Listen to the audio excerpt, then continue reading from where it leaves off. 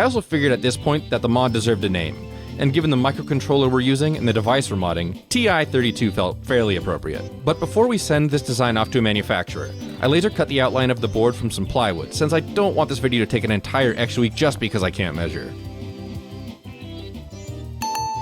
So I placed my order, and about a week later, we have the first PCB of the channel. Well, without any parts soldered to it. The resistors I'm using are just through-hole resistors, which are simple enough to solder by hand, but the MOSFETs are some of the smallest components I've ever dealt with. So we're gonna need my modified digital microscope and my hot plate. I used a 3D printed bracket to mount these lights higher up on the microscope so I could make room for the hot plate to sit under it. That lets me work with hot PCBs and see what I'm doing at the same time. What is important for surface mount components? So all we need to do is apply a couple dabs of solder paste and place the MOSFETs. Don't worry about how my shaking hands made me place the paste in parts a little off center. That'll fix itself once the hot plate warms up.